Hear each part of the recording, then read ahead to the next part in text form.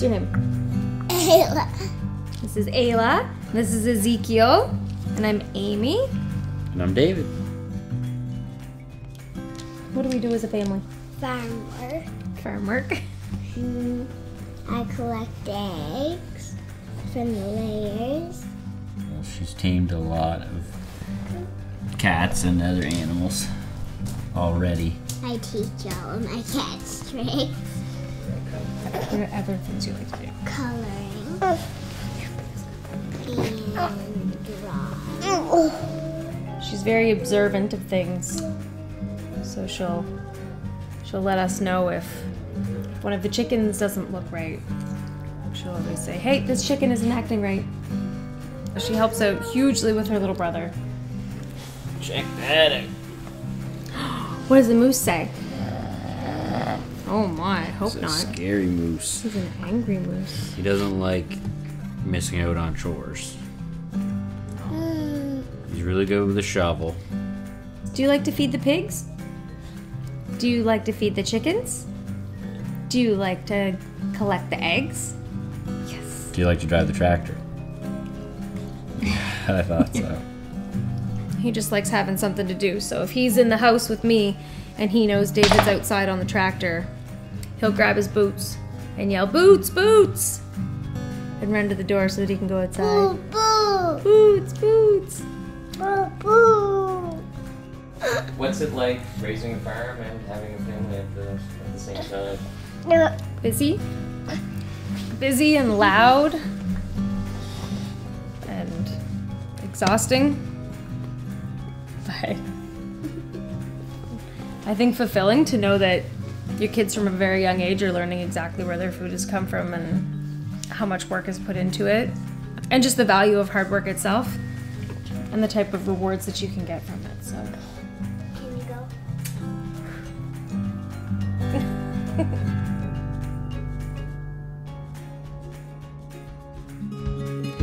go? We get new piglets every month here. We get 4 a month. And we process 4 a month as well, so we've always got 15 pigs roughly at all times. Alright, open her up. Good enough. So we have 4 acre pieces that are in the woods that they get rotated between. Each piece that we have them in is approximately an acre. Every 2 weeks we move them to a new spot so they get fresh grass and they can stay in a nice clean spot that's got lots of extras that they can eat. Hey, big. The difference between this is where they're moving to and this is where they just were. And you can see all where they've been rooting around. They love to root right up against fallen logs. They'll sort of chew on those because they're going to eat any of the grubs that are working their way through the logs. Literally our property goes like this and back down again. And because of that, we're at a much greater risk of creating erosion, especially with pigs. So we want to rotate them frequently to help deal with that. And we also want to make sure that we don't put too many pigs on an area at a time so that they don't create too many ruts and expose too many root systems or our trees. Got that spot, there you go. We kind of have a routine that we do every day and we just copy that on moving day. They're here filling their bellies now with veggies and grain, and that one's eating grass. We're here to create food in a system that benefits our community, that benefits our family, and that benefits the pigs and the land. And if we're not hitting all of those notes, then we're not doing the job that we're set out to do.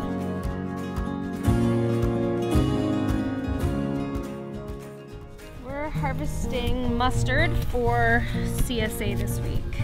CSA stands for Community Supported Agriculture. Some people just call it like a veggie box program.